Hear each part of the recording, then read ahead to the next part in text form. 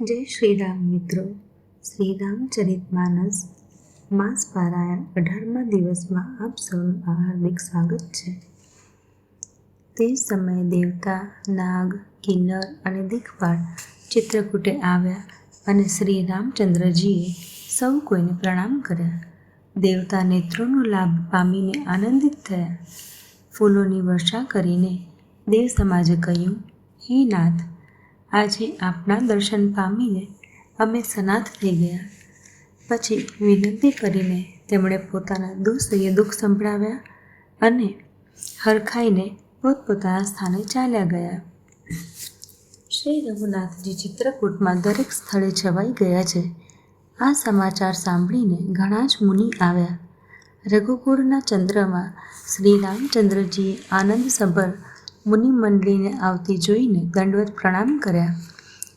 મુનિગણ શ્રી રામજીને હૃદય સરસા ચાપી દે છે અને સફળ થવા માટે આશીર્વાદ આપે છે. તે સીતાજી, લક્ષ્મણજી અને શ્રી રામચંદ્રજીની શોભા જુએ છે અને પોતાના સઘળા સાધનોને સફળ થયેલા સમજે છે. પ્રભુ શ્રી રામચંદ્રજીએ યથાયોગ્ય સન્માન કરીને મુનિમંડળીને વિદાય કરી. શ્રી રામચંદ્રજીના આગમનથી તે સર્વે પોતપોતાના આશ્રમોમાં હવે સ્વતંત્રતા સાથે યોગ, જપ, યજ્ઞ અને તપ કરવા લાગ્યા. શ્રી રામજીના આગમનના સમાચાર જ્યારે કૌલ ભીલોને મળ્યા તો તે એવા હરખાયા કે જાણે નવે નિધિઓ એમના ઘેર જ આવી ગયા હોય. તેઓ પડિયાઓમાં કંદ, મૂળ, ફળ ભરી ભરીને ચાલ્યા, જાણે દરિદ્ર સોનું લૂંટવા ચાલ્યો હોય. એમનામાંથી જે બંને ભાઈઓને અગાઉ જોઈ ચૂક્યા હતા તેમને બીજા લોકો રસ્તામાં જતા પૂછે છે. આમ શ્રી રામજીની સુંદરતા કહેતા સાંભળતા સર્વેએ આવીને રઘુનાથજીના દર્શન કર્યા. ભેટ સામે મૂકીને તે લોકો જુહાર કરે છે અને અત્યંત અનુરાગ સાથે પ્રભુને જુએ છે. તેઓ મુગ્ધ બની જ્યાં ને ત્યાં જાણે ચિત્રમાં દોર્યા હોય તેમ સ્થિર ઊભા છે. તેમના શરીર પુલકિત છે અને નેત્રોમાં પ્રેમાશ્રુઓના જળનું પૂર આવી રહ્યું છે. શ્રી રામજીએ તે સૌને પ્રેમમાં મગ્ન જાણ્યા અને પ્રિય વચન કહીને સર્વેનું સન્માન કર્યું. તેઓ વારંવાર પ્રભુ શ્રી રઘુવીરજીને જુહાર કરીને હાથ જોડી વિનીત વચન કહે છે, હે નાથ, પ્રભુના ચરણોના દર્શન પામીને અમે બધા સનાથ થઈ ગયા. હે કૌશલરાજ, અમારા જ ભાગ્યથી આપનું અહીં શુભાગમન થયું છે. હે નાથ, જ્યાં જ્યાં આપે આપના ચરણ મૂક્યા છે તે પૃથ્વી, વન, માર્ગ અને પર્વત ધન્ય છે. તે વનમાં વિચરનારા પક્ષી અને પશુ ધન્ય છે, જે આપને જોઈને સફળ જન્મ થઈ ગયા. અમે સૌ પણ પોતાના પરિવાર સહિત ધન્ય છીએ, જેમણે નેત્રો ભરીને આપના દર્શન કર્યા. આપે ઘણી શ્રેષ્ઠ જગ્યા વિચારીને નિવાસ કર્યો છે. અહીં સર્વે ઋતુઓમાં આપ સુખી રહેશો. અમે લોકો બધી રીતે હાથી, સિંહ, સર્પ અને વાઘોથી બચાવીને આપની સેવા કરીશું. હે પ્રભુ, અહીંના વિકટ વન, પર્વત, ગુફાઓ અને ખીણો સર્વે પગપાળા અમારા જોયેલા છે. અમે ત્યાં ત્યાં તે સ્થળોએ આપને શિકાર ખેલવશું અને તળાવ, ઝરણા આદિ જળાશયો બતાવીશું. અમે કુટુંબ સહિત આપના સેવક છીએ. હે નાથ, એટલે અમને આજ્ઞા આપવામાં સંકોચ ન કરશો. જે વેદોના વચન અને મુનિઓના મનને પણ અગમ્ય છે, તે કરુણાના ધામ પ્રભુ શ્રી રામચંદ્રજી ભીલોના વચન એ રીતે સાંભળી રહ્યા છે જેમ પિતા બાળકોના વચન સાંભળે છે. શ્રી રામચંદ્રજીને કેવળ પ્રેમ પ્રિય છે. જે ઓળખનારો હોય તે ઓળખી લે. પછી શ્રી રામચંદ્રજીએ પ્રેમથી પરિપુષ્ટ થયેલા પ્રેમપૂર્ણ કોમળ વચન કહીને તે સર્વે વનવાસીઓને સંતુષ્ટ કર્યા. પછી એમને વિદાય કર્યા. તે માથું નમાવી ચાલ્યા અને પ્રભુના ગુણ કહેતા સાંભળતા ઘેર આવ્યા. આમ દેવો અને મુનિઓને સુખ આપનારા બંને ભાઈ સીતાજી સહિત વનમાં નિવાસ કરવા લાગ્યા. જ્યારથી રઘુનાથજી વનમાં આવીને રહ્યા ત્યારથી વન મંગળદાયક થઈ ગયું. બધાય વૃક્ષો અનેક રીતે ફૂલવા ફાલવા લાગ્યા છે અને તેમના ઉપર વીંટળાયેલી સુંદર વેલોના મંડપ ફેલાયેલા છે. તે કલ્પવૃક્ષ સમાન સ્વાભાવિક જ સુંદર છે, જાણે તે દેવતાઓના નંદનવનને છોડીને આવ્યા હોય. ભમરાઓની પંક્તિઓ ઘણું જ સુંદર ગુંજન કરે છે અને સુખ આપનારી શીતળ મંદ સુગંધિત હવા વાઈ રહી છે. નીલકંઠ, કોયલ, પોપટ, બપૈયા, ચકવા અને ચકોર આદિ પક્ષીઓ કાનોને સુખ આપનારો અને ચિત્તને ચોરનારો જાત જાતનો કલરવ કરે છે. હાથી, સિંહ, વાંદરા, સૂવર અને હરણ આ સર્વે વેર ત્યજીને સાથે સાથે વિચરે છે. વિકાર માટે ફરતા શ્રી રામચંદ્રજીની શોભાને જોઈને પશુઓનો સમૂહ વિશેષ આનંદિત થાય છે. જગતમાં જ્યાં સુધી જેટલા દેવતાઓના વન છે, બધાએ શ્રી રામજીના વનને જોઈને ઈર્ષ્યાપૂર્વક પ્રશંસા કરે છે. ગંગા, સરસ્વતી, સૂર્યકુમારી, યમુના, નર્મદા, ગોદાવરી આદિ પુણ્યમયી નદીઓ, બધા તળાવ, સમુદ્ર, નદી અને અનેક વહેણા સર્વે મંદાકિનીનો મહિમા ગાય છે. ઉદયાચળ, અસ્તાચળ, કૈલાસ, મંદરાચળ અને સુમેરુ આદિ બધા જે દેવતાઓના રહેવાના સ્થાન છે અને હિમાલય આદિ જેટલા પર્વતો છે, સર્વે ચિત્રકૂટનો યશ ગાય છે. વિંધ્યાચલ ઘણો જ આનંદિત છે. તેના મનમાં સુખ સમાતું નથી, કેમ કે એણે વિના પરિશ્રમે જ અત્યંત મોટી મહત્તા પામી લીધી છે. ચિત્રકૂટના પક્ષી, પશુ, વેલ, તૃણ, અંકુરાદિની બધી જ જાતો પુણ્યોનો ભંડાર છે અને ધન્ય છે.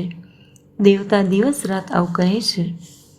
નેત્રવાન હોવાનું સૌથી મોટું ફળ એ છે કે શ્રી રામજીના દર્શન, જેનાથી જન્મ સફળ થઈ જાય છે અને શોકમુક્ત થવાય છે અને અચલ જીવ એટલે કે પર્વત, વૃક્ષ, ભૂમિ, નદી આદિ પણ ભગવાનની ચરણ રજનો સ્પર્શ પામીને સુખી થઈ જાય છે.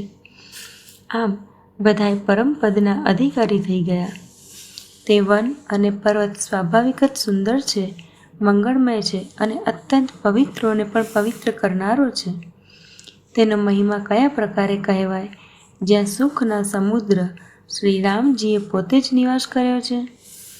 ક્ષીરસાગરનો ત્યાગ કરીને અને અયોધ્યાને છોડીને જ્યાં સીતાજી, લક્ષ્મણજી અને શ્રી રામચંદ્રજી આવીને રહ્યા, એ વનની જે પરમ શોભા છે, તેને 1000 મુખવાળા જો લાક્ષેસજી હોય તો તે પણ નથી કહી શકતા. તેને ભલા હું કયા પ્રકારે વર્ણન કરીને કહી શકું? શું ખાબોચિયાનો ક્ષુદ્ર કાચબો પણ મંદરાચલને ઉઠાવી શકે છે? લક્ષ્મણજી મન, વચન અને કર્મથી શ્રી રામચંદ્રજીની સેવા કરે છે. તેમના શીલ અને સ્નેહનું વર્ણન કરી નથી શકાતું. પડે પડે શ્રી સીતારામજીના ચરણોને જોઈને અને પોતાના ઉપર એમનો સ્નેહ જાણીને લક્ષ્મણજી સપનામાં પણ ભાઈઓ, માતા પિતા અને ઘરને સંભાળતા નથી. શ્રી રામચંદ્રજી સાથે સીતાજી અયોધ્યાપુરી, કુટુંબના લોકો અને ઘરનું સ્મરણ ભૂલીને બહુ જ સુખી રહે છે. પડે પડે પતિ શ્રી રામચંદ્રજીના ચંદ્રમા સમાન મુખને જોઈને તે એવા પ્રસન્ન રહે છે, જેમ ચકોર કન્યા ચકોરી ચંદ્રમાને જોઈને. સ્વામીનો પ્રેમ પોતાના ઉપર નિત્ય વધતો જોઈને સીતાજી એવા હરખાય છે, જેમ દિવસમાં ચકવી. સીતાજીનું મન શ્રી રામચંદ્રજીના ચરણોમાં અનુરક્ત છે, તેથી એમને વન હજારો અવધ સમાન પ્રિય છે. પ્રિયતમ શ્રી રામજીની સાથે પર્ણકુટી પ્રિય લાગે છે. મૃગ અને પક્ષી પ્રિય કુટુંબી સમાન લાગે છે. મુનિઓની સ્ત્રીઓ સાસુજી સમાન, શ્રેષ્ઠ મુનિ સસરાજી સમાન અને કંદમૂળ ફળોનો આહાર તેમને અમૃત સમાન લાગે છે. સ્વામીની સાથે સુંદર દર્ભ અને પાંદડાની પથારી સેંકડો કામદેવની સૈયા સમાન સુખ આપનારી છે. જેમના કૃપાપૂર્વક જોવા માત્રથી જીવ લોકપાળ થઈ જાય છે, તેમને શું ભોગ વિલાસ મોહિત કરી શકે છે? શ્રી રામચંદ્રજીનું સ્મરણ કરવાથી જ ભક્તજન તમામ ભોગ વિલાસને તણખલાની જેમ ત્યાગી દે છે. તો શ્રી રામચંદ્રજીના પ્રિય પત્ની અને જગતના માતા સીતાજીનો આ ભોગવિલાસનો ત્યાગ કંઈ આશ્ચર્ય નથી. સીતાજી અને લક્ષ્મણજીને જે રીતે સુખ મળે, શ્રી રઘુનાથજી એવું જ કરે છે અને એવું જ કહે છે. ભગવાન પ્રાચીન કથાઓ અને વાર્તાઓ કહે છે અને લક્ષ્મણજી તથા સીતાજી અત્યંત સુખ માનીને સાંભળે છે. જ્યારે જ્યારે શ્રી રામજી અયોધ્યાનું સ્મરણ કરે છે, ત્યારે ત્યારે એમના નેત્રોમાં જળ ભરાઈ આવે છે. માતા પિતા, કુટુંબીઓ અને ભાઈઓ તથા ભરતના પ્રેમ, શીલ અને સેવા ભાવને યાદ કરીને કૃપાના સમુદ્ર પ્રભુ શ્રી રઘુનાથજી દુઃખી થઈ જાય છે. પરંતુ પછી સમય સમજીને ધીરજ ધારણ કરી લે છે.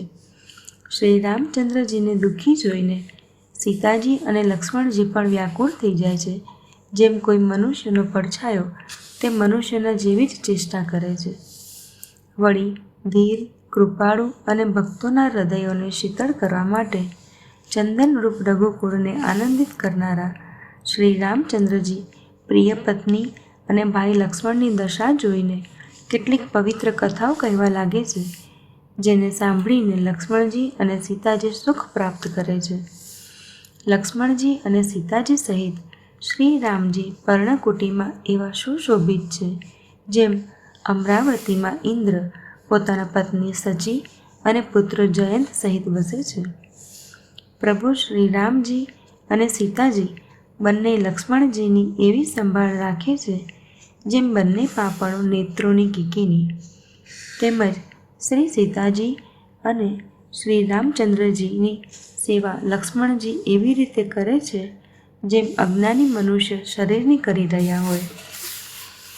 પક્ષી, પશુ, દેવો અને તપસ્વીઓના હિતકારી પ્રભુ આ રીતે સુખપૂર્વક મનમાં નિવાસ કરી રહ્યા છે.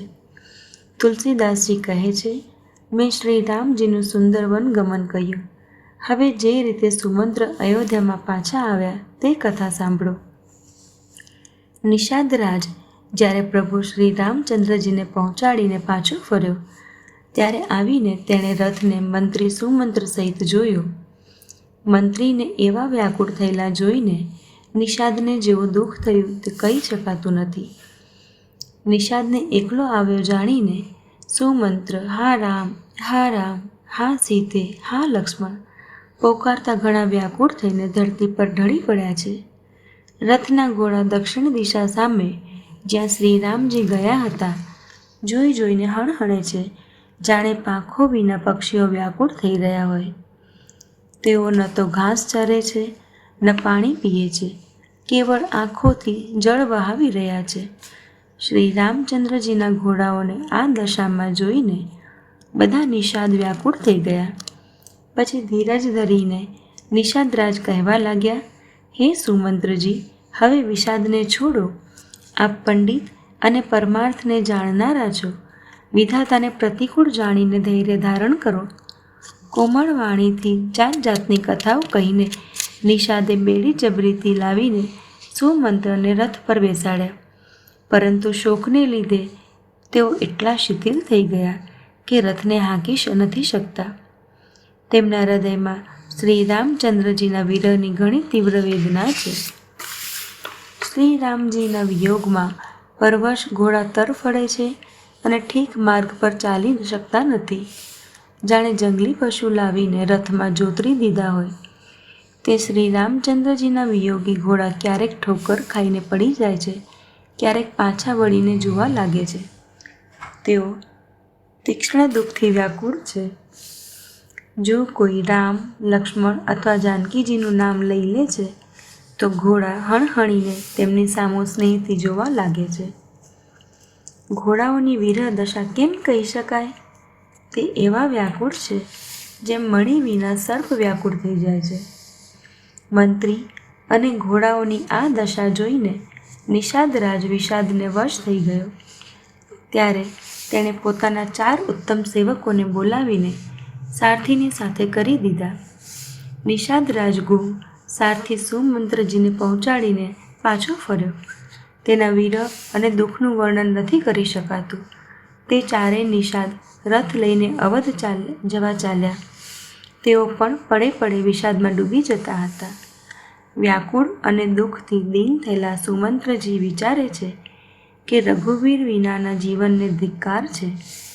આખરે આ અધમ શરીર તો રહેવાનું છે જ નહીં. અત્યારે શ્રી રામચંદ્રજીથી વિખૂટા પડતા જ છૂટીને એણે યશ કેમ ન લઈ લીધો? આ પ્રાણ અપયશ અને પાપના પાત્ર થઈ ગયા.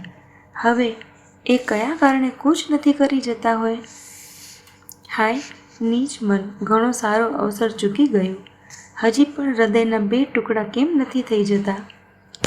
સુમંત્ર હાથ મસળીને અને માથું પીટીને પસ્તાય છે, જાણે કોઈ કંજૂસ ધનનો ખજાનો ખોઈ બેઠો હોય. તે એ રીતે ચાલ્યો કે જાણે કોઈ મોટો યોદ્ધા વીરનો વેશ ધારણ કરીને અને ઉત્તમ શૂરવીર કહેવડાવીને યુદ્ધમાંથી ભાગી છૂટ્યો હોય. જેમ કોઈ વિવેકશીલ, વેદનો જ્ઞાતા, સાધુ સંબંધ આચરણ કરનારો અને ઉત્તમ જાતિનો કુલીન બ્રાહ્મણ ભ્રમથી મદિરા પી લે અને પછી પસ્તાય, તે જ પ્રકારે મંત્રી સુમંત્ર શોક કરીને પસ્તાઈ રહ્યા છે. જેમ કોઈ ઉત્તમ કુળવાળી, સાધુ સ્વભાવની, સમજદાર અને મન વચન કર્મથી પતિને જ દેવતા માનનારી પતિવ્રતા સ્ત્રી ભાગ્યવશ પતિને છોડીને પતિથી જુદા રહેવું પડે, તે સમયે તેના હૃદયમાં જેવો ભયાનક સંતાપ થાય છે, તેવો જ મંત્રીના હૃદયમાં થઈ રહ્યો છે. નેત્રોમાં જળ ભરાયું છે, દ્રષ્ટિ મંદ થઈ ગઈ છે, કાનોથી સંભળાતું નથી, વ્યાકુળ થયેલી બુદ્ધિ બહાવરી બની ગઈ છે, હોઠ સુકાઈ રહ્યા છે, મુખમાં ઘરકડો બાજી ગયો છે, પરંતુ પ્રાણ નથી નીકળતા, કેમ કે હૃદયમાં અવધિરૂપ કમાડ લાગેલા છે. અર્થાત 14 વર્ષ વીતી ગયા પછી ભગવાન ફરી મળશે, આ જ આશા પ્રાણને નીકળવામાં બાધા ઊભી કરી રહી છે. સુમંત્રજીના મુખનો રંગ બદલાઈ ગયો છે, જે દેખી શકાતો નથી. એમ જણાય છે કે જાણે તેમણે માતા પિતાને મારી નાખ્યા હોય. એમના મનમાં રામ વિયોગરૂપી હાનિની મહાન ગ્લાનિ છવાઈ રહી છે. જેમ કોઈ પાપી મનુષ્ય નરકે જતા માર્ગમાં શોક કરી રહ્યો હોય. મુખમાંથી વચન નથી નીકળતું. હૃદયમાં પસ્તાય છે કે હું અયોધ્યામાં જઈને શું જોઈશ? શ્રી રામચંદ્રજી વિના ખાલી રથને જે પણ જોશે તે જ મને જોવામાં સંકોચ કરશે, અર્થાત મારું મુખ દેખવા નહીં ઈચ્છે. નગરના બધા વ્યાકુળ સ્ત્રી પુરુષ જ્યારે દોડીને મને પૂછશે, ત્યારે હું હૃદય પર વજ્ર મૂકીને બધાને ઉત્તર આપીશ. જ્યારે દીન દુઃખી સર્વે માતાઓ પૂછશે, ત્યારે હે વિધાતા, હું એમને શું કહીશ? જ્યારે લક્ષ્મણજીના માતા મને પૂછશે, ત્યારે હું એમને કયો સુખદાયક સંદેશ કહીશ? શ્રી રામજીના માતા જ્યારે એ રીતે દોડ્યા આવશે, જેમ નવી વિયાયેલી ગાય વાછરડાને સાંભળીને દોડી આવે છે, પછી એમના પૂછવાથી હું એમને આ ઉત્તર આપીશ કે શ્રીરામ લક્ષ્મણ સીતા વનમાં ચાલ્યા ગયા. જે પણ પૂછશે તેમને આ જ ઉત્તર આપવો પડશે. હાય, અયોધ્યા જઈને હવે મારે આ જ સુખ લેવું છે. જ્યારે દુઃખથી દીન મહારાજ, જેમનું જીવન શ્રી રઘુનાથજીના દર્શનને જ આધીન છે, મને પૂછશે, ત્યારે હું કયું મોં લઈને એમને ઉત્તર આપીશ કે હું રાજકુમારોને કુશળપૂર્વક પહોંચાડી આવ્યો છું. લક્ષ્મણ, સીતા અને શ્રીરામના સંદેશા સાંભળતા જ મહારાજ તણખલાની જેમ શરીરને ત્યાગી દેશે. પ્રિયતમ શ્રીરામજી રૂપી જળથી વિખૂટતા જ મારું હૃદય કાદવની જેમ ફાટી કેમ ન ગયું? એટલે હું જાણું છું કે વિધાતાએ મને આ યાતના શરીર જ આપ્યું છે, જે પાપી જીવોને નરક ભોગવવાને અર્થે મળે છે. સુમંત્ર આ રીતે માર્ગમાં પસ્તાવો કરી રહ્યા હતા. એટલામાં જ રથ શીઘ્ર તમસા નદીના કિનારા પર પહોંચ્યો. મંત્રીએ વિનય કરીને ચારેય નિષાદોને વિદાય કર્યા. તેઓ વિષાદથી વ્યાકુળ થતાં સુમંત્રના પગે પડીને પાછા ફર્યા. નગરમાં પ્રવેશ કરતા મંત્રી ગ્લાનિને લીધે એવા સંકોચાય છે કે જાણે ગુરુ, બ્રાહ્મણ અથવા ગાયને મારીને આવ્યા હોય. આખો દિવસ એક વૃક્ષની નીચે બેસીને વિતાવ્યો. જ્યારે સંધ્યા થઈ ત્યારે તક મળી. અંધારું થયે તેમણે અયોધ્યામાં પ્રવેશ કર્યો અને રથને દરવાજે ઊભો કરીને તેઓ ચૂપકીદીથી મહેલમાં પ્રવેશ્યા. જે લોકોએ આ સમાચાર સાંભળી લીધા તેઓ બધા રથ જોવા રાજદ્વારે આવ્યા. રથને ઓળખીને અને ઘોડાઓને વ્યાકુળ જોઈને એમના શરીર એવા ઓગળી રહ્યા છે જેમ તાપથી કરા. નગરના સ્ત્રી પુરુષ કેવા વ્યાકુળ છે જેવા જળ ઘટવાથી માછલા વ્યાકુળ થાય છે. માત્ર મંત્રીનું આવવું સાંભળીને આખો રાણીવાસ વ્યાકુળ થઈ ગયો. રાજમહેલ એમને એવો ભયાનક લાગ્યો જાણે પ્રેતોનું નિવાસ સ્થાન હોય. અત્યંત આર્ત થઈને બધી રાણીઓ પૂછે છે, પણ સુમંત્રને કંઈ ઉત્તર સૂઝતો નથી. એમની વાણી રૂંધાઈ ગઈ છે. ન કાનોથી સાંભળી શકાય છે અને ન આંખોથી કંઈ સૂઝે છે. તેઓ જે પણ સામે આવે છે તેને પૂછે છે, કહો મહારાજ ક્યાં છે? દાસીઓ મંત્રીને વ્યાકુળ જોઈને તેમને કૌશલ્યાના મહેલમાં લઈ ગઈ. સુમંત્રે જઈને ત્યાં રાજાને એવા બેઠેલા જોયા જાણે ચંદ્રમાં અમૃત વિહુણા હોય. રાજા આસન, શૈયા અને આભૂષણોથી રહિત તદ્દન મલિન પૃથ્વી પર પડ્યા છે. તેઓ લાંબો શ્વાસ લઈને નિશ્વાસો નાખીને એ પ્રકારે શોક કરે છે જાણે રાજા યયાતિ સ્વર્ગમાર્ગમાંથી પતન પામીને શોક કરી રહ્યા હોય. રાજા પડે શોકથી છાતી ભરી લે છે. એવી વિકળ દશા છે જાણે સંપાતી પાંખો બળી જવાથી પડી ગયો હોય. રાજા વારંવાર રામ રામ, હા સ્નેહી, પ્રિય રામ કહે છે. વળી હા રામ, હા લક્ષ્મણ, હા જાનકી એમ કહેવા લાગે છે. મંત્રીએ જોઈને જય જીવ કહીને દંડવત પ્રણામ કર્યા. સાંભળતા જ રાજા વ્યાકુળ થઈને ઉઠ્યા અને બોલ્યા, સુમંત્ર, કહો રામ ક્યાં છે? રાજાએ સુમંત્રને હૃદય સરસા ચાપી દીધા, જાણે ડૂબતા માણસને કંઈક આધાર મળી ગયો હોય. મંત્રીને સ્નેહ સાથે પાસે બેસાડી નેત્રોમાં જળ ભરીને રાજા પૂછવા લાગ્યા, હે મારા પ્રિય સખા, શ્રીરામ કુશળ કહો, બતાવો શ્રીરામ, લક્ષ્મણ અને જાનકી ક્યાં છે? એમને પાછા લઈ આવ્યા છો કે તેઓ વનમાં જતા રહ્યા? આ સાંભળતા જ મંત્રીના નેત્રોમાં જળ ભરાઈ આવ્યું. શોકથી વ્યાકુળ થઈને રાજા પૂછવા લાગ્યા, સીતા, રામ અને લક્ષ્મણનો સંદેશો તો કહો. શ્રી રામચંદ્રજીના રૂપ, ગુણ, શીલ અને સ્વભાવને યાદ કરીને રાજા હૃદયમાં શોક કરે છે અને કહે છે, મેં રાજા થવાની વાત સંભળાવીને વનવાસ આપી દીધો.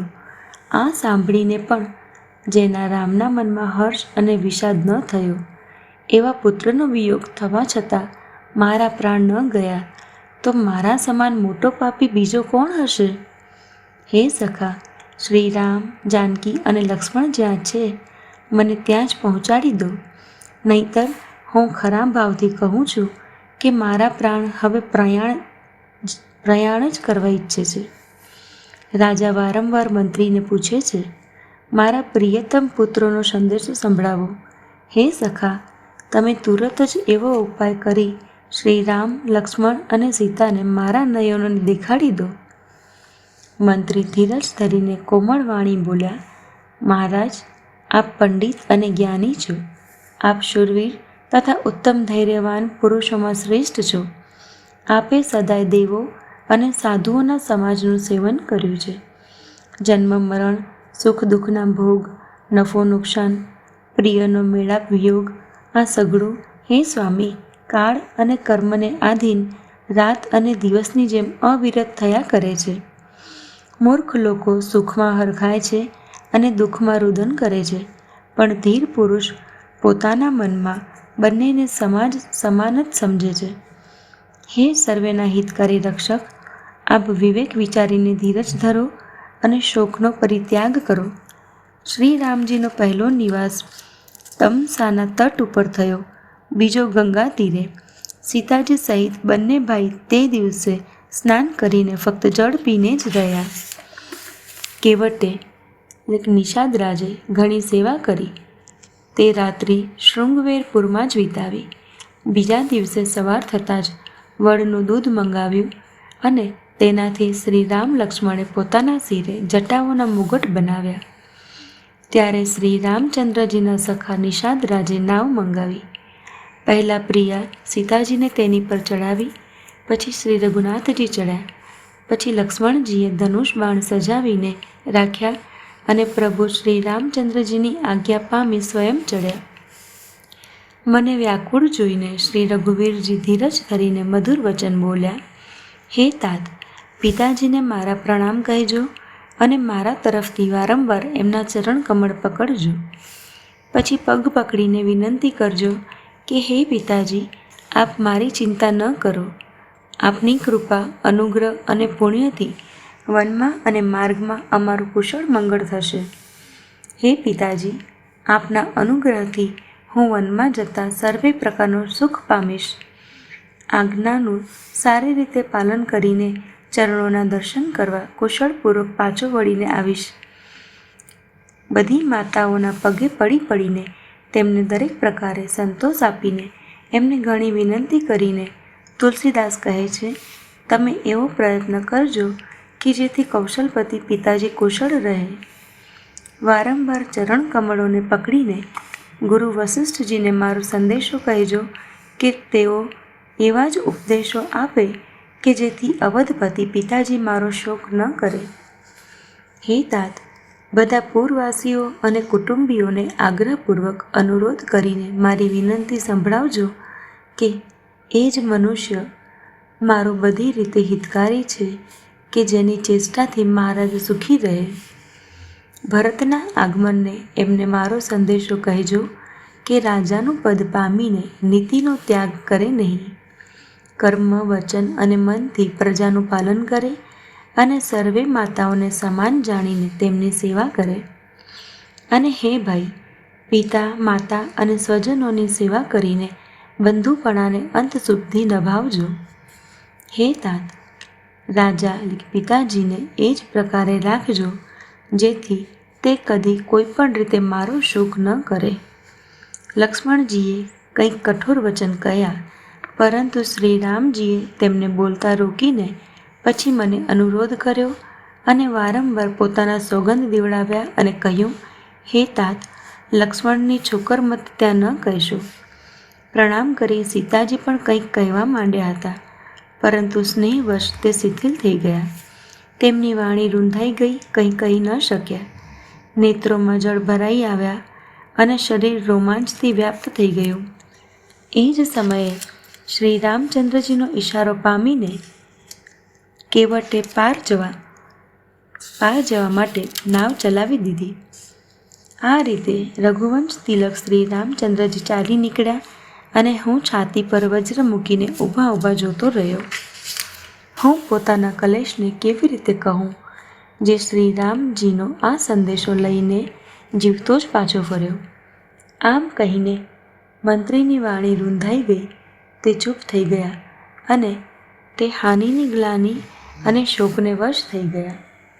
સૂત સારથી સુમંત્રના વચન સાંભળતા જ રાજા પૃથ્વી પર ઢળી પડ્યા.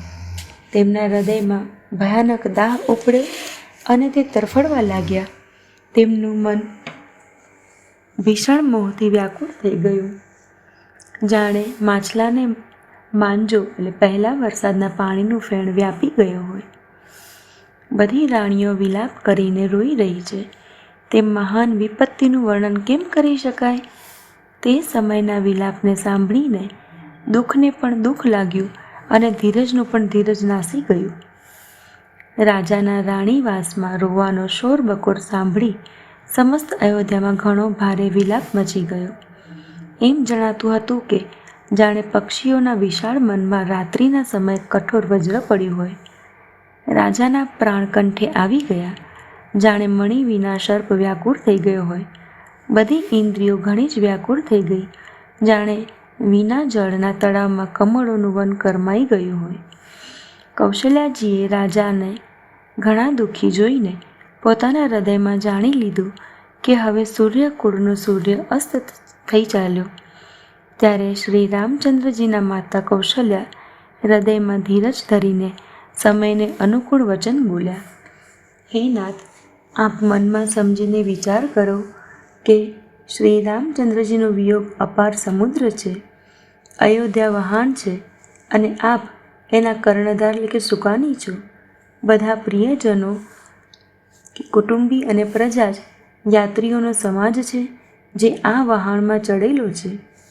આપ ધીરજ ધરશો તો બધા પાર પહોંચી જઈશું, નહીંતર સમસ્ત પરિવાર ડૂબી જશે. હે પ્રિય સ્વામી, જો મારી વિનંતી હૃદયમાં ધારણ કરશો તો શ્રી રામ, લક્ષ્મણ, સીતા ફરી આવીને મળશે. પ્રિય પત્ની કૌશલ્યાના કોમળ વચન સાંભળતા જ રાજાએ આંખો ખોલીને જોયું, જાણે તરફડતી દીન માછલી ઉપર કોઈ શીતળ જળ છાંટી રહ્યું હોય.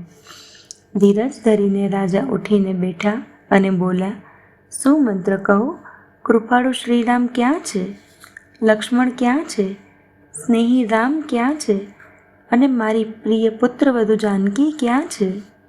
રાજા વ્યાકુળ થઈને અનેક પ્રકારે વિલાપ કરી રહ્યા છે. તે રાત યુગ સમાન મોટી થઈ ગઈ, વીતતી જ નથી. રાજાને આંધળા તપસ્વી શ્રવણકુમારના પિતાના શાપનું સ્મરણ થઈ આવ્યું. તેમણે સર્વકથા કૌશલ્યાને કહી સંભળાવી. એ ઇતિહાસનું વર્ણન કરતાં કરતાં રાજા વ્યાકુળ થઈ ગયા અને કહેવા લાગ્યા કે શ્રીરામના વિના જીવવાની આશાને ધિક્કાર છે. હું એ શરીરને રાખીને શું કરીશ જેણે મારા પ્રેમનું પ્રણ ન નભાવ્યું? હે રઘુકુળને આનંદ આપનારા મારા પ્રાણ પ્રિય રામ, તમારા વિના જીવતા મને ઘણા દિવસ વીતી ગયા. હે જાનકી, લક્ષ્મણ, હે રઘુવીર, હે પિતાના ચિત્તરૂપી ચાતકનો હિત કરનારા મેઘ, રામ રામ કહીને વળી રામ કહીને પાછું રામ રામ કહીને અને વળી રામ કહીને રાજા દશરથજી શ્રી રામના વિરહમાં શરીરનો ત્યાગ કરીને સુરલોકમાં સિધાવી ગયા.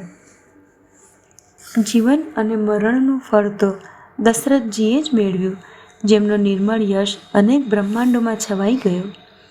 હયાતીમાં તો શ્રી રામચંદ્રજીના ચંદ્ર સમાન મુખને જોયું અને શ્રી રામના વિરહને નિમિત્ત બનાવીને પોતાનું મરણ પણ સુધારી લીધું. બધી રાણીઓ શોકને લીધે વ્યાકુળ થઈને રોઈ રહી છે. તેઓ રાજાનું રૂપ, શીલ, બળ અને તેજના વખાણ કરીને અનેક પ્રકારે વિલાપ કરી રહી છે અને વારંવાર ધરતી પર ઢળી પડે છે.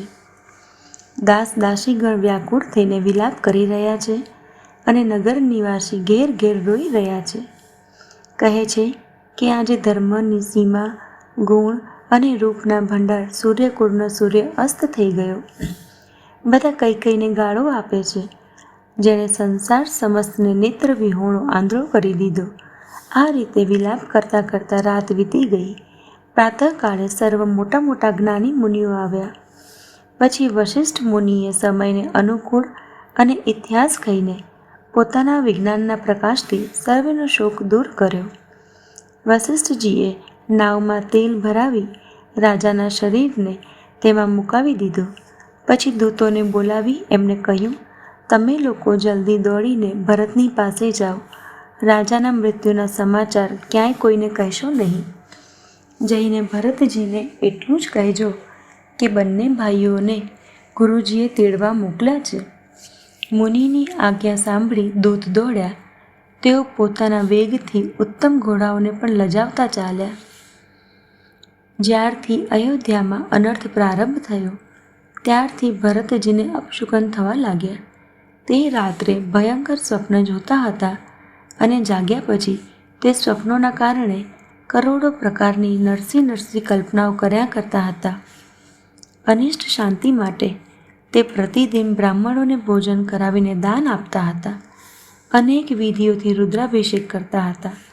મહાદેવજીને હૃદયમાં મનાવી તેમની પાસે માતા પિતા, કુટુંબી અને ભાઈઓનું કુશળક્ષેમ માંગતા હતા. ભરતજી આ રીતે મનમાં ચિંતા કરી રહ્યા હતા કે દૂત આવી પહોંચ્યા. ગુરુજીની આજ્ઞા કાનોથી સાંભળતા જ તે ગણેશજીને મનાવીને પ્રાર્થના કરીને ચાલી નીકળ્યા. પવન સમાન વેગવાળા ઘોડાને હાંકતા વિકટ નદી, પર્વતો તથા જંગલોને ઓળંગતા ચાલ્યા. તેમના હૃદયમાં ઘણો શોક હતો, કંઈ ગમતું ન હતું. મનમાં એવું વિચારતા હતા કે ઉડીને પહોંચી જાઉં. એક એક નિમેષ વર્ષ સમાન વીતી રહ્યો હતો. આમ ભરતજી નગરની સમીપ પહોંચ્યા. નગરમાં પ્રવેશ કરતી વખતે અપશુકન થવા લાગ્યા. કાગડા ખરાબ જગ્યાએ ડાબી બાજુ બેસીને ખોટી રીતે કાગારોળ કરી રહ્યા છે. ગધેડા અને શિયાળ વિપરીત બોલી રહ્યા છે. એ સાંભળીને ભરતના મનમાં ઘણી પીડા થઈ રહી છે. તળાવ, નદી, વન, બગીચા સર્વે શોભાહીન થઈ રહ્યા છે. નગર ઘણું જ બિહામણું લાગી રહ્યું છે. શ્રીરામજીના વિયોગરૂપી બુરા રોગથી રીબાયેલા પશુ પક્ષી, હાથી ઘોડા એવા દુઃખી થઈ રહ્યા છે કે તેમની સામે જોવાતું નથી. નગરના સ્ત્રી પુરુષ અત્યંત દુઃખી થઈ રહ્યા છે, જાણે બધાએ પોતાની સમસ્ત સંપત્તિ હારી બેઠા હોય. નગરના લોકો મળે છે પણ કંઈ કહેતા નથી, ચૂપચાપ જુહાર કરીને ચાલ્યા જાય છે. ભરતજી તેમને અને તેઓ પણ ભરતજીને કંઈ પણ કુશળ પૂછી શકતા નથી, કારણ એમના મનમાં ભય અને વિષાદ છવાઈ રહ્યો છે. બજાર અને રસ્તા જોઈ શકાતા નથી, જાણે નગરમાં દસે દિશાઓમાં દાવાનળ લાગ્યો છે. પુત્રને આવતો સાંભળી સૂર્યકુળરૂપી કવળને માટે ચાંદની રૂપી બનેલ કઈ ઘણી હરખાઈ. એ આરતી સજાવીને આનંદમાં ભરાઈને ઉઠી અને દોડી. દરવાજે જ મળીને ભરત શત્રુઘ્નને મહેલમાં લઈ આવી. ભરતે સમસ્ત પરિવારને દુઃખી જોયો, જાણે કમળોના વનને હિમ મારી ગયો હોય. એક કૈકેયી જ એ રીતે હર્ષિત જણાય છે, જાણે ભીલડી જંગલમાં આગ લગાડી આનંદિત થઈ રહી હોય. પુત્રને વિચારવશ અને શોકયુક્ત જોઈને તે પૂછવા લાગી, અમારા પિયરમાં તો કુશળ છે ને? ભરતજીએ સર્વે કુશળતા કહી સંભળાવી. પછી પોતાના કુળના કુશળક્ષેમ પૂછ્યા. કહો, પિતાજી ક્યાં છે? મારી સર્વે માતાઓ ક્યાં છે? સીતાજી અને મારા પ્રિય ભાઈ રામ લક્ષ્મણ ક્યાં છે? પુત્રના સ્નેહમય વચન સાંભળીને નેત્રોમાં કપટનું જળ ભરીને પાપીણી કૈકેયી ભરતના કાનોમાં અને મનમાં શૂળ સમાન ભોંકનારા વચન બોલી. હે તાત, મેં આખી વાત બનાવી સુધારી લીધી હતી. બિચારી મંત્રા સહાયક થઈ, પરંતુ વિધાતાએ વચ્ચે થોડુંક કાર્ય બગાડી નાખ્યું. તે એ કે રાજા દેવલોકમાં પધારી ગયા. ભરત આ સાંભળતા જ વિષાદને લીધે વિવશ બેહાલ થઈ ગયા, જાણે સિંહની ગર્જના સાંભળીને હાથી ગભરાઈ ગયો હોય. એ હાય પિતાજી, હા પિતાજી, હા પિતાજી, આપ અમને છોડીને ક્યાં ચાલ્યા ગયા? એમ પોકારતા વ્યાકુળ થઈને જમીન પર ઢળી પડ્યા અને વિલાપ કરવા લાગ્યા કે હે તાત, હું આપને શરીર ત્યજવાના સમયે જોઈ પણ ન શક્યો. હાય, આપ મને શ્રી રામજીને સોંપી પણ ન ગયા. પછી ધીરજ ધરીને તે સંભાળીને ઉઠ્યા અને બોલ્યા, માતા પિતાનું મરવાનું કારણ તો બતાવો. પુત્રનું વચન સાંભળીને કૈકેયી કહેવા લાગી, જાણે મર્મ સ્થાનને ચાકુથી ચીરીને એમાં ઝેર ભરી રહ્યો હોય. કુટિલ અને કઠોર કૈકેયીએ પોતાની સઘળી કરણી આદિથી અંત સુધીની પ્રસન્ન મને સંભળાવી દીધી. શ્રી રામચંદ્રજીનું વનગમન સાંભળીને ભરતજી પિતાનું મરણ ભૂલી ગયા અને હૃદયમાં આ આખાય અનર્થનું કારણ પોતાને જ જાણીને તેઓ મૌન ધરીને સ્તબ્ધ થઈ ગયા, અર્થાત તેમની વાણી બંધ થઈ ગઈ અને શૂન્ય પડી ગયા. પુત્રને વ્યાકુળ જોઈને કૈકેયી સમજાવવા લાગી, જાણે દાઝ્યા પર મીઠું ભભરાવી રહી હોય. તે બોલી, હે તાત, રાજા શોક કરવા યોગ્ય નથી. તેમણે પુણ્ય અને યશ કમાઈને તેનો પર્યાપ્ત ભોગ કર્યો. જીવનકાળમાં જ એમણે જન્મ લેવાના સંપૂર્ણ ફળો પામી લીધા અને અંતમાં તેઓ ઇન્દ્રલોકમાં ચાલ્યા ગયા. આમ વિચારે શોક છોડી દો અને સમાજ સહિત નગરનું રાજ્ય કરો. રાજકુમાર ભરતજી આ સાંભળીને બહુ જ ડરી ગયા, જાણે પાકેલા ઘાને અંગારો સ્પર્શી ગયો હોય. તેમણે ધીરજ ધરીને લાંબો નિશ્વાસો નાખી કહ્યું, પાપીણી, તે બધી રીતે કુળનો નાશ કરી દીધો. હાય, જો તારી આવી જ અત્યંત દુર્ભાવના હતી તો તે જન્મતાની સાથે મને મારી કેમ ન નાખ્યો? તે ઝાડ કાપીને પાંદડાને સિંચ્યા છે અને માછલાને જીવવા માટેનું પાણી ઉલેચી નાખ્યું. અર્થાત મારું હિત કરવા ખાતર ઉલટું તે મારું અહિત કરી નાખ્યું. મને સૂર્યવંશ જેવો વંશ, દશરથજી જેવા પિતા અને રામ લક્ષ્મણ જેવા ભાઈ મળ્યા, પણ હે જનની, મને જન્મ આપનારી તું થઈ. શું કરી શકાય? વિધાતા ઉપર કંઈ પણ વશ નથી ચાલતો.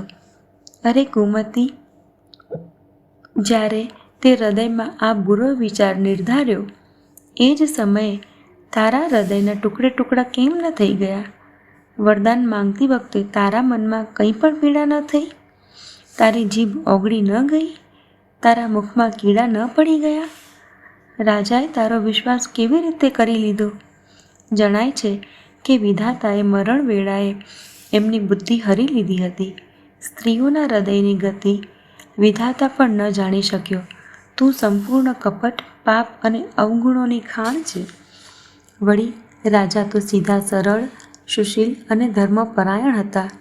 તેઓ ભલા સ્ત્રી સ્વભાવને કેમ ઓળખે? અરે, જગતના જીવજંતુઓમાં એવા કોણ છે જેને શ્રી રઘુનાથજી પ્રાણોની જેમ પ્રિય નથી? તે શ્રીરામજી પણ તને અહિત થઈ ગયા? તું કોણ છે? મને સાચે સાચ કહે. તું જે હોય તે.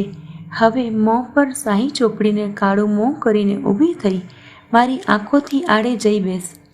વિધાતાએ મને શ્રીરામજીથી વિરોધ કરનાર તારા હૃદયથી ઉત્પન્ન કર્યો, અથવા વિધાતાએ મને રામનો હૃદયથી વિરોધી જાહેર કરી દીધો.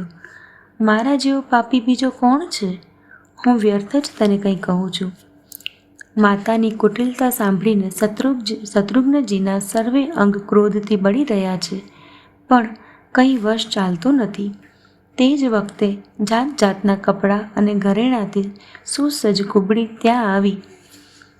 તેને સજેલી જોઈને લક્ષ્મણના નાના ભાઈ શત્રુઘ્નજી ક્રોધે ભરાઈ ગયા, જાણે બળતા અગ્નિને ઘીની આહુતિ પ્રાપ્ત થઈ ગઈ હોય.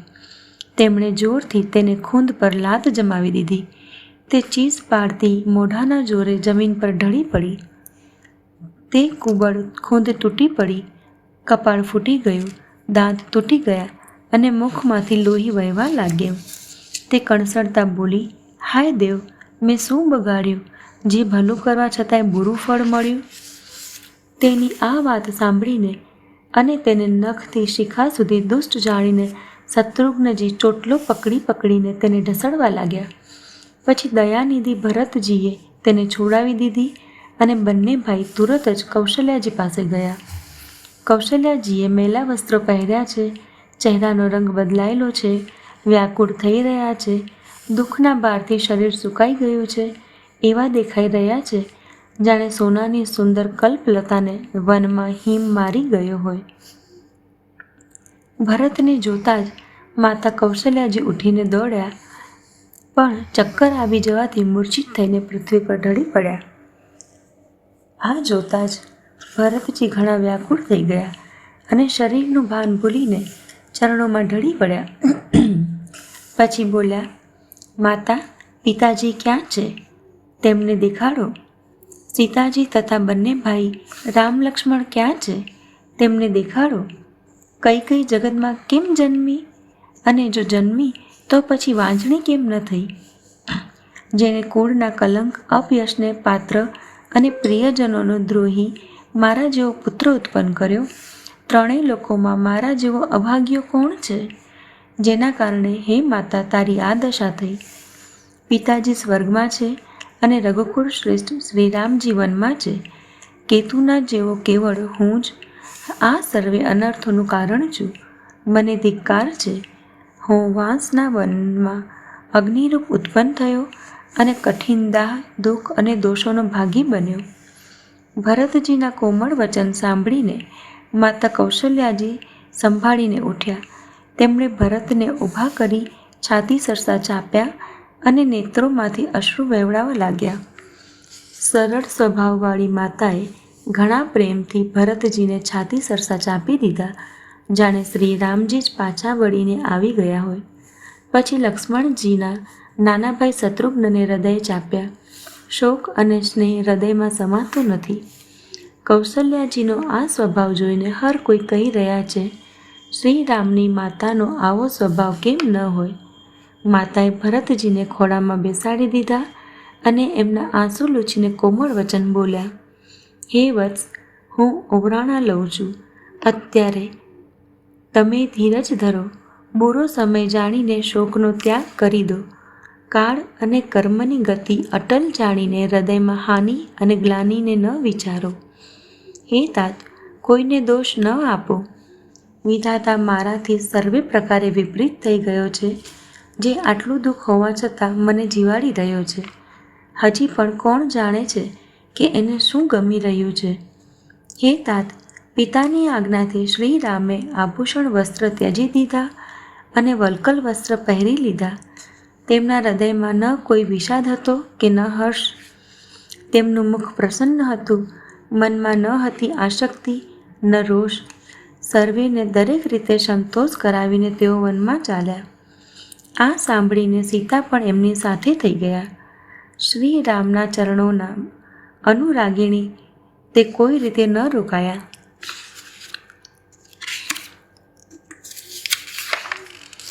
સાંભળતા જ લક્ષ્મણ પણ ઉઠીને સાથે જ ચાલ્યા. શ્રી રામે તેમને રોકવાનો ઘણો યત્ન કર્યા, પણ તેઓ ન રહ્યા. પછી શ્રી રામ દરેકને શીશ નમાવી સીતા અને નાના ભાઈ લક્ષ્મણને સાથે લઈને ચાલી નીકળ્યા. શ્રી રામ, લક્ષ્મણ અને સીતા વનમાં ચાલ્યા ગયા. હું ન તો સાથે જ ગઈ અને ન મેં પોતાના પ્રાણ પણ એમની સાથે મોકલ્યા. આ સઘળું આજ આંખો સામે થયું, તો પણ અભાગ્યા જીવે શરીર ન છોડ્યું. પોતાના સ્નેહીની સામે જોઈને મને લાજ પણ નથી આવતી.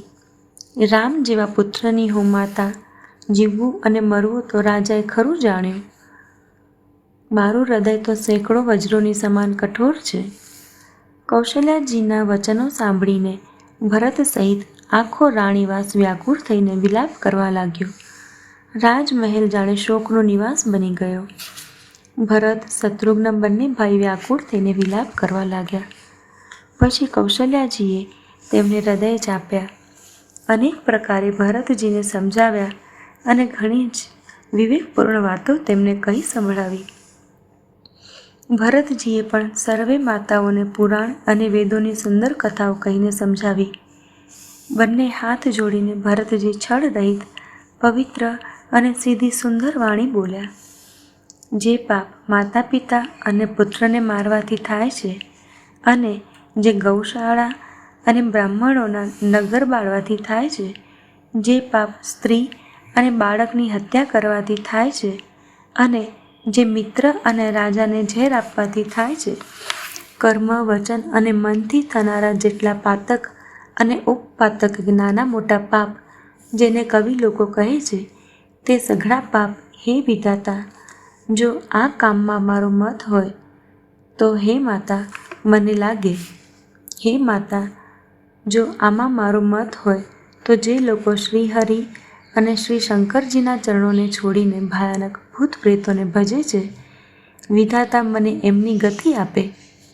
જે લોકો વેદોને વચે છે, ધર્મને નામે છેતરે છે, ચાડિયા છે, અન્યના પાપોને કહી દે છે, જે કપટી, કુટિલ, ક્લેશપ્રિય અને ક્રોધી છે, તથા જે વેદોની નિંદા કરનારા અને વિશ્વભરના વિરોધી છે, જે લોભી, લંપટ અને લાલચીઓનું આચરણ કરનારા છે, જે પારકા ધન અને પારકી સ્ત્રીની ઈચ્છા રાખે છે, હે જનની, એમની ભયાનક ગતિને જો આ કાર્યમાં મારી સંમતિ હોય તો હું પામું. જેમને સત્સંગમાં પ્રેમ નથી, જે અભાગ્યા પરમાર્થના માર્ગથી વિમુખ છે, જે મનુષ્ય શરીર પામીને શ્રી હરિનું ભજન નથી કરતા, જેમને હરિહર, ભગવાન વિષ્ણુ અને શંકરજીનો સુયશ નથી ગમતો, જે વેદ માર્ગને છોડીને વેદ પ્રતિકૂળ માર્ગે ચાલે છે, જે ઠગ છે અને વેશ બનાવી જગતને ઠગે છે, એ લોકોની ગતિ હે માતા, જો હું આ ભેદને જાણતો હોઉં તો શંકરજી મને આપે. માતા કૌશલ્યાજી ભરતજીના સ્વાભાવિક જ સાચા અને સરળ વચનોને સાંભળીને કહેવા લાગ્યા. હે તાત, તમે તો મન, વચન અને શરીરથી સદાય શ્રી રામજીના પ્રિય છો. શ્રી રામજી તમને પ્રાણોથી વધુ પ્રાણ પ્રિય છે અને તમે પણ શ્રી રઘુનાથને પ્રાણોથી અધિક પ્રિય છો. ચંદ્રમાં ભલે ને વૃષ પ્રસારવા લાગે અને હિમ આગ વરસાવવા માંડે, જળચર જીવો જળથી વિરક્ત થઈ જાય અને જ્ઞાન થઈ જવા છતાં પણ મોહ ન મટે, પરંતુ તમે શ્રી રામને પ્રતિકૂળ ક્યારેય નહીં થઈ શકો. જગતમાં જે કોઈ આ કાર્યમાં તમારી સંમતિ છે એવું કહે છે તે સ્વપ્નમાં પણ સુખ અને શુભ ગતિ નહીં પામે. આમ કહીને માતા કૌશલ્યાએ ભરતજીને હૃદય ચાંપી દીધા. તેમના સ્તનોમાંથી દૂધ વહેવા લાગ્યું અને નેત્રોમાં પ્રેમાશ્રુઓનું જળ છવાઈ ગયું. આ રીતે ઘણો વિલાપ કરતાં કરતાં આખી રાત્રિ બેઠા બેઠા વીતી ગઈ. પછી વામદેવજી અને વસિષ્ઠજી આવ્યા. તેમણે સર્વ મંત્રીઓ અને મહાજનોને બોલાવડાવ્યા. પછી મુનિ વસિષ્ઠજીએ પરમાર્થના સુંદર સમય અનુકૂળ વચન કહીને દરેક રીતે ભરતજીને ઉપદેશ આપ્યો. વસિષ્ઠજીએ કહ્યું, હે તાત, હૃદયમાં ધીરજ ધરો અને આજે જે કાર્યને કરવાનો અવસર છે તેને કરો. ગુરુજીના વચન સાંભળીને ભરતજી ઉઠ્યા અને સઘળી તૈયારી કરવા માટે કહ્યું. વેદોમાં બતાવેલ વિધિ પ્રમાણે રાજાના દેહને સ્નાન કરાવવામાં આવ્યું અને પરમ વિચિત્ર વિમાન બનાવવામાં આવ્યું. ભરતજીએ સર્વે માતાઓને ચરણ પકડીને રાખ્યા, અર્થાત પ્રાર્થના કરીને તેમને સતી બનતા રોકી લીધા. તે રાણીઓ પણ શ્રી રામના દર્શનની અભિલાષાથી રહી ગઈ. ચંદન અને અગર તથા બીજા પણ અનેક પ્રકારના અપાર કપૂર, ગુગળ, કેસર આદિ સુગંધી દ્રવ્યોના ઘણા જ ભારા આવ્યા. સરયુજીના તટે સુંદર ચિતાની રચના કરવામાં આવી, જાણે સ્વર્ગની સુંદર નિસરણી હોય. આ રીતે સઘળી દાહ ક્રિયા કરવામાં આવી અને સૌએ વિધિપૂર્વક સ્નાન કરીને તિલાંજલિ આપી. પછી વેદ, સ્મૃતિ અને પુરાણ સર્વેનો મત નક્કી કરીને તે પ્રમાણે ભરતજીએ પિતાનું 10 ગાત્ર વિધાન કર્યા. મુનિ શ્રેષ્ઠ વસિષ્ઠજીએ જ્યાં જેવી આજ્ઞા આપી ત્યાં ભરતજીએ બધું એવું જ હજારો પ્રકારે કર્યું. શુદ્ધ થઈ ગયા બાદ વિધિપૂર્વક સર્વે દાન આપ્યા. ગાયો તથા ઘોડા, હાથી આદિ અનેક પ્રકારના વાહનો, સિંહાસન, દાગીના, કપડાં, અન્ન, પૃથ્વી, ધન અને મકાન ભરતજીએ આપ્યા. ભૂદેવ બ્રાહ્મણ દાન આપી પામીને પરિપૂર્ણ કામ થઈ ગયા. પિતાજીને અર્થે ભરતજીએ જેવી કરણી કરી તેનું લાખો મુખોથી પણ વર્ણન કરી શકાતું નથી. શુભ દિવસ જોઈને મુનિ વસિષ્ઠજી આવ્યા અને મંત્રીઓ તથા સર્વે મહાજનોને તેડાવ્યા.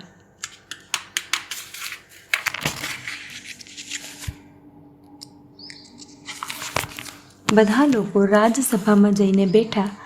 પછી મુનિએ ભરતજી તથા શત્રુઘ્નજી બંને ભાઈઓને તેડું મોકલ્યું. વસિષ્ઠજીએ ભરતજીને પોતાની પાસે બેસાડ્યા અને નીતિ તથા ધર્મથી ભરેલા અનેક વચન કહ્યા. પ્રથમ તો કૈકેયીએ જેવી કુટિલ કરણી કરી હતી તે આખી કથા શ્રેષ્ઠ મુનિએ કહી. પછી રાજા દશરથજીના ધર્મવ્રત અને સત્યની પ્રશંસા કરી, જેમણે શરીરનો ત્યાગ કરી પ્રેમ નિભાવ્યો. શ્રી રઘુનાથજીના ગુણ, શીલ અને સ્વભાવનું વર્ણન કરતાં કરતાં તો મુનિરાજના નેત્રોમાં જળ ભરાઈ આવ્યું અને તેઓ શરીરે પુલકિત થઈ ગયા.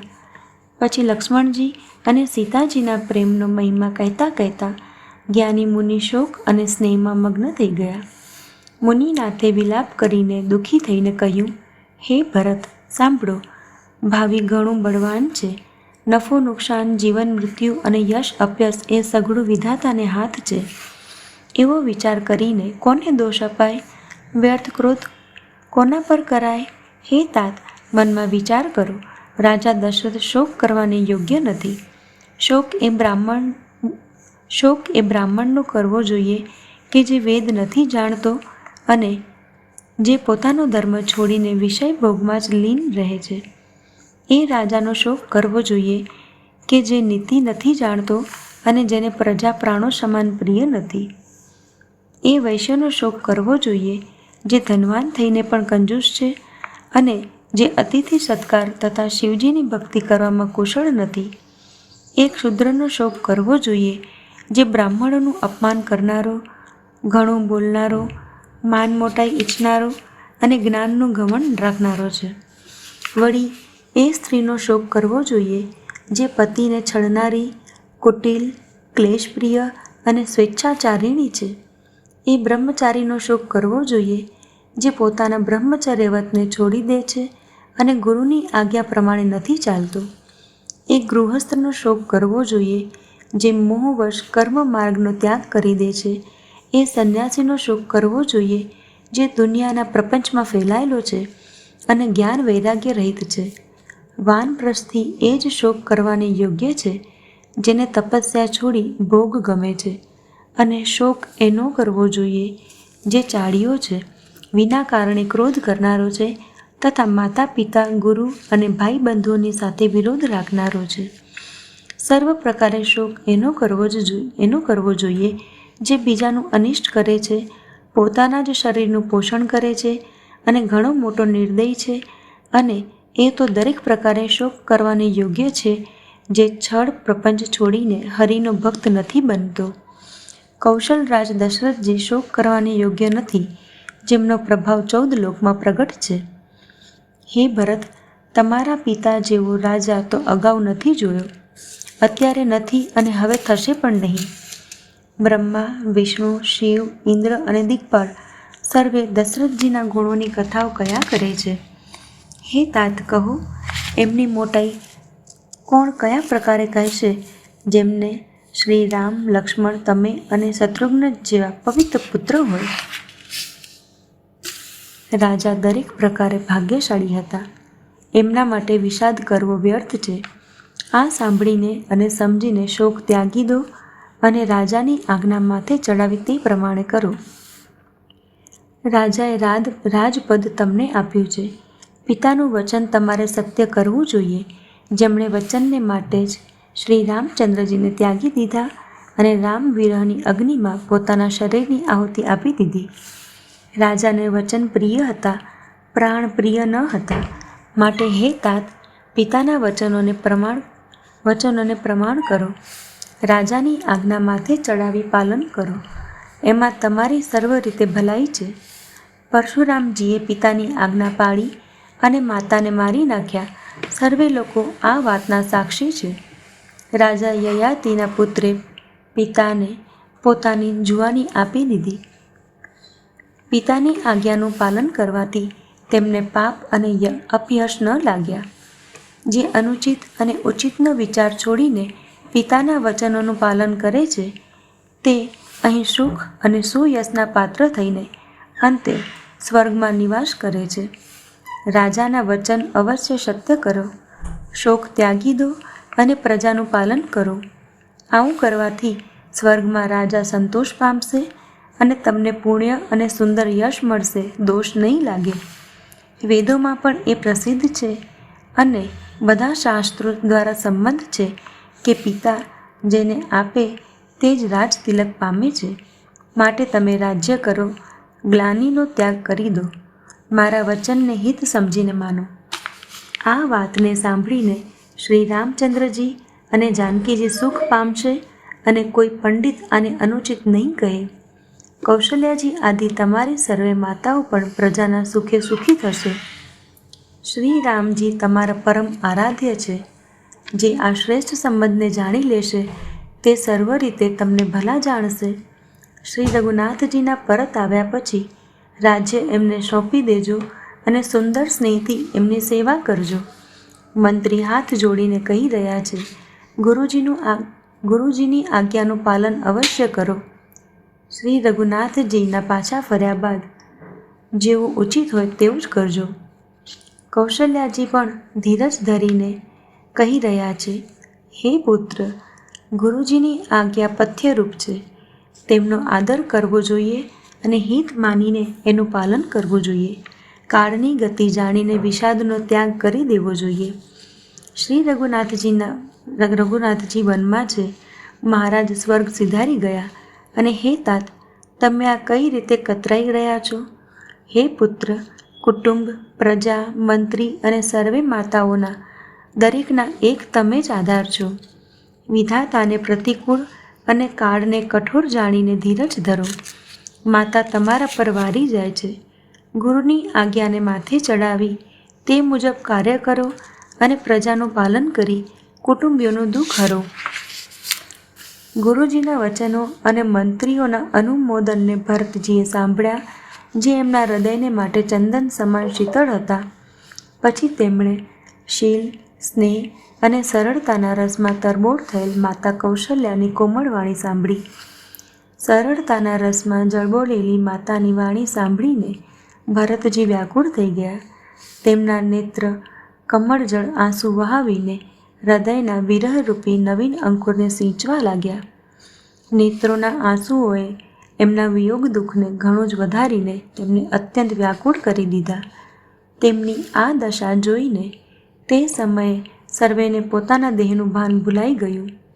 તુલસીદાસજી કહે છે, સ્વાભાવિક પ્રેમની સીમારૂપ ભરતજીની આદરપૂર્વક પ્રશંસા સર્વે લોકો કરવા લાગ્યા.